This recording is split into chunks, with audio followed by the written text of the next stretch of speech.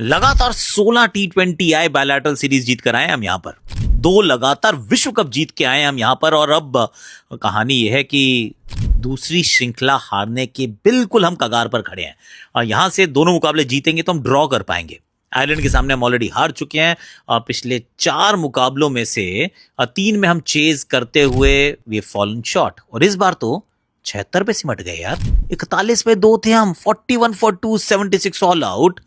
Let's talk about it भैया। बात करने के लिए एक बार फिर भारतीय टीम ने बहुत कुछ दिया है।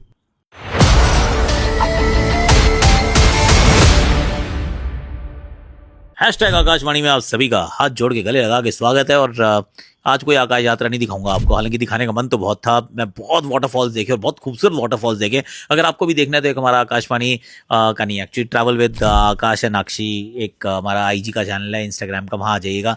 उस पर हम काफ़ी सारे आकाश यात्रा के वीडियोज़ अपलोड करते हैं, तो वो you can check that out. बाकी आकाशवाणी मिनी पे भी आप अगर आप स्क्रोलिंग के मतलब ऐसे वाले स्क्रोलिंग के अगर शौकीन है तो वहाँ आ जाइएगा, क्योंकि वहाँ पे भी हम बातचीत करते हैं। पर अब जरा इस मुकाबले की करते हैं बात, क्योंकि और multiple things actually to talk about यार। जो सबसे पहले जो सबसे बड़ी जो हेडलाइन स्टोरी है वो ये है कि भारतीय बैटिंग को हुआ क्या है यार। क्योंकि I just tell you something, wait. अगर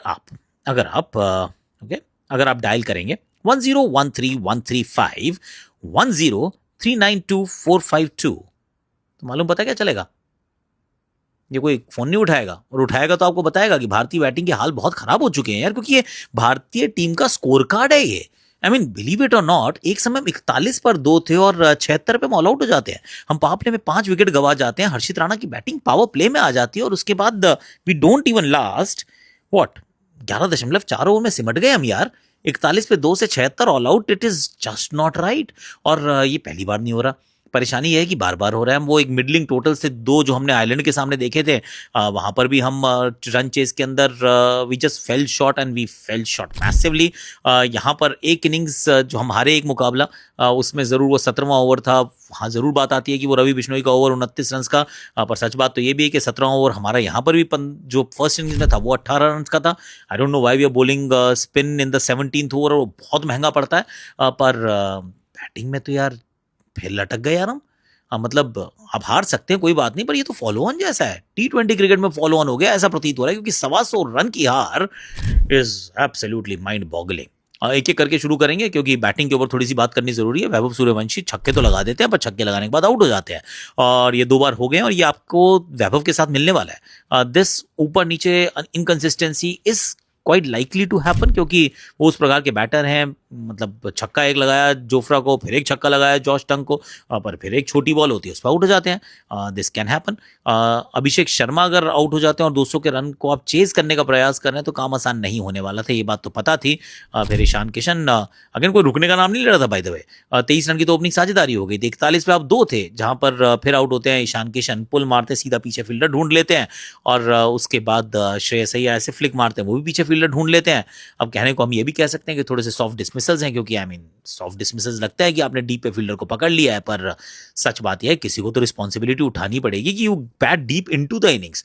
क्योंकि अगर आपके दोनों ओपनर्स आउट हो गए, 3 और 4 वाले भी आउट हो गए, तो बचा क्या है यार? फिर तिलक वर्मा और Shivam Dubey, and that's about it. मतलब बैटिंग में इसके बाद क्या ही बचेगा? अक्षर पटेल को आप ऊपर भेजते हैं, हर्षित राणा को आप ऊपर भेजते हैं, क्योंकि you are trying to make up for so many wickets. Akshar भी आउट हो जाते पावर प्ले में।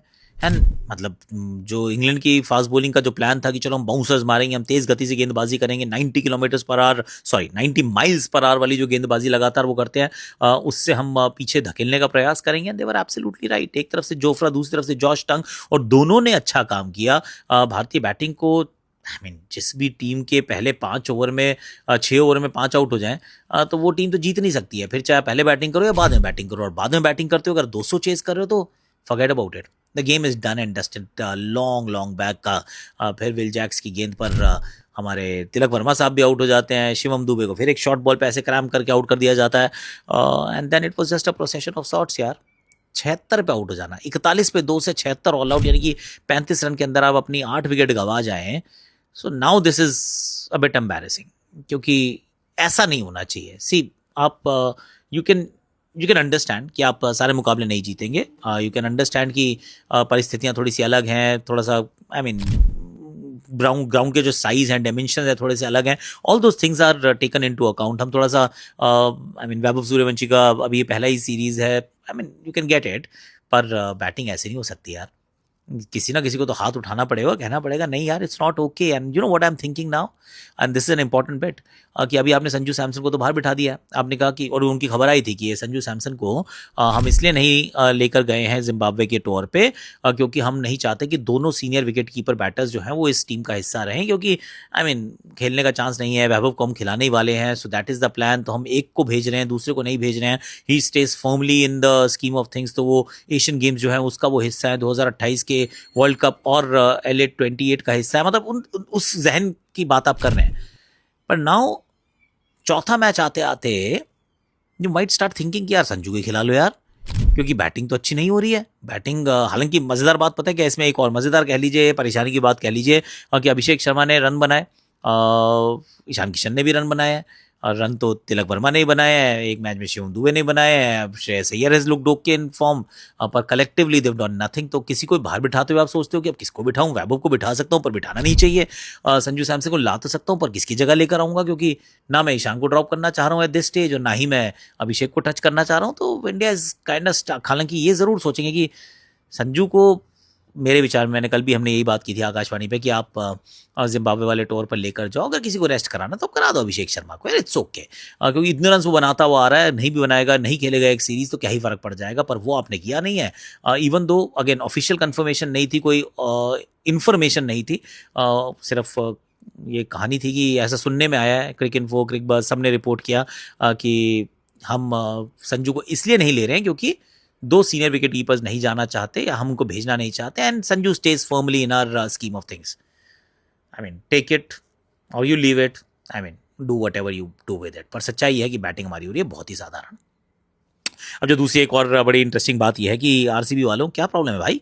हम तो किसी आरसीबी वाले को खिला नहीं रहे हैं. एक्चुअली एक और बड़ी मजेदार बात है कि रजत पाटीदार और Krunal Pandya, I mean Bhuvneshwar Kumar outside chance. I mean लग रहा था कि इनमें से किसी का कहीं ना कहीं नाम आ जाएगा, नहीं आया है अभी भी. जहाँ पर प्रभ सिमरन सिंह को भी लिया है, वहाँ पे हो सकता है रजत पाटीदार के बारे में भी सोच सकते थे, पर अगेन मिडिल ऑर्डर में जगह नहीं है. रिंकू सिंह भी जा रहे हैं तो उनको पहले पैकिंग ऑर्डर में वो आ गए हैं. कृणाल पंड्या वाशिंगटन सुंदर से आगे हो सकते हैं, कई बार वो भी सोच लेते हैं. रसिक सलामदार का क्या नाम हो सकता था, वहाँ पे कार्तिक त्यागी, रसिक सलामदार, जहाँ पे आपने अशोक का या फिर यश ठाकुर का या मयंक का नाम रखा है. क्या आप इनमें से किसी एक को रख सकते थे. रसिक का सीजन बहुत अच्छा रहा, 2 लगातार season actually highest wicket taker amongst the uncapped Indians. Krunal Pandya again अच्छा करते आए हैं, तो या कार्तिक त्यागी, उनके बारे में सोचा होता. I mean there plenty of conversations. पर ये जो 2 आरसीबी के लड़के हैं, जेकब बेथल ने पहले मारा है मैनचेस्टर में, भाई आरसीबी के लिए कुछ खास नहीं कर रहे थे पर यहाँ मार दिया. और फिल सॉल्ट, जिनके रन्स वैसे नहीं बन रहे थे, मतलब he was not really going hammer and tongs, बहुत अच्छा तो नहीं प्रदर्शन चल रहा था पिछले कुछ समय से, पर इस पारी में वो भी रन बना देते हैं. And that is where the game ends यार. मतलब आरसीबी वालों, मतलब सोचो यार, ठीक है चौके कि भारतीय टीम को ऐसी क्या दुश्मनी निकाल रहे हो भाई लोगों. रजत पाटीदार, कृणाल पंड्या, रसिक सलामदार, आ जाएगा नंबर इनका, आ जाएगा भाई, आ जाएगा. पर on a serious note, Phil Salt batted beautifully. In fact Jos Buttler ने शुरुआत बड़ी कमाल की कराई, तो that was brilliant to start with. Sam Curran ने फिनिशिंग टचेस अच्छे दिए बीच में. वो एक्चुअली फिल सॉल्ट की इनिंग्स थी जिसने पूरी तरह से गेम को बदले रखा था.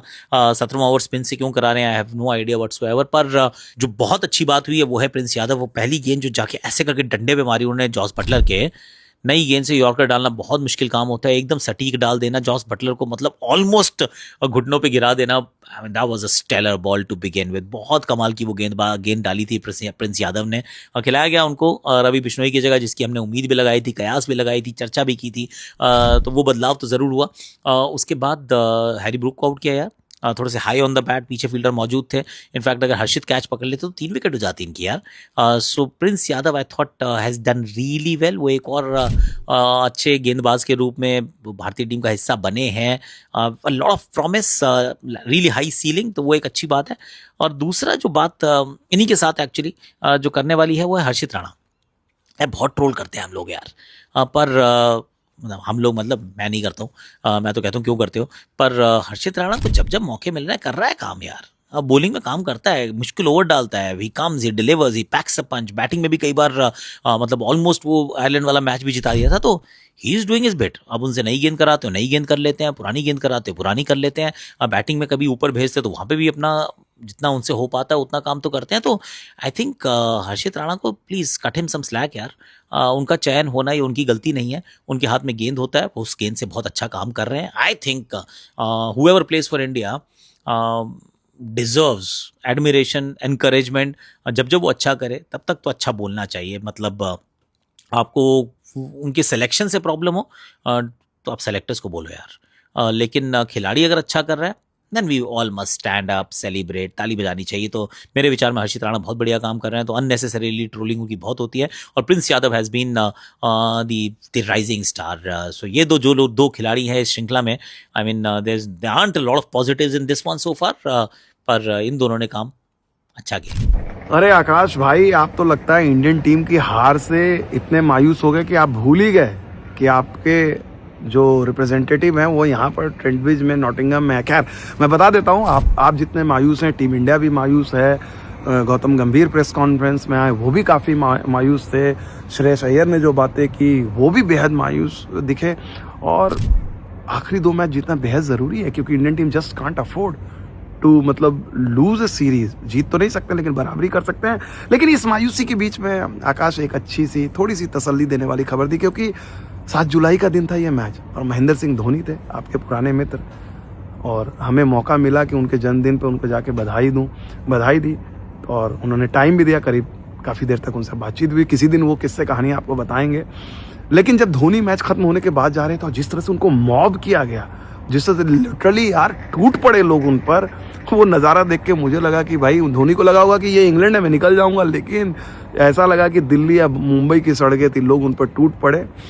तो धोनी की लोकप्रियता अब भी उसी तरह से बरकरार है यार। इंटरनेशनल क्रिकेट उनको छोड़े हुए इतने दिन हो गए हैं। तो खैर चलिए, अब जो कारवां जो है ब्रिस्टल की तरफ पहुंचेगा, हम भी वहीं जाएंगे और आपके साथ लगातार जो है शेयर करता रहेगा। बाय दी वे आकाश, मुझे लगता है कि आपके बहुत सारे दर्शकों ने जो ना धोनी वाली डॉक्यूमेंट्री देखी नहीं, आप एक बार रिक्वेस्ट कीजिएगा। Thank you so much. आज के लिए, अभी के लिए वैसे मेरे पास इतना ही है। Thank you so much for watching. इस चैनल को वैसे आप like, share, subscribe, comment, notification घंटी बजा सकते हैं। क्यों? क्योंकि बजा दो यार, छुट्टियों पे भी कर रहा हूँ ना काम, ऐसी बात तो नहीं कर रहा हूँ। एक चीज़ दिखाता हूँ आपको, समय कितना है? 10:45, right? Okay, come with me. Alright, alright, alright. मैंने कहा था आकाश यात्रा नहीं है, पर फिर भी यार, फिर भी Here is the land of the midnight sun। मतलब ये अभी का विजुअल है। Is that not gorgeous? बहुत सुंदर है यार, बहुत ही सुंदर है सच्ची। ऐसा नहीं लग रहा पोस्ट कार्ड है यार, ऐसे ही छोड़ दो। Wow, thank you so much for watching, love you all.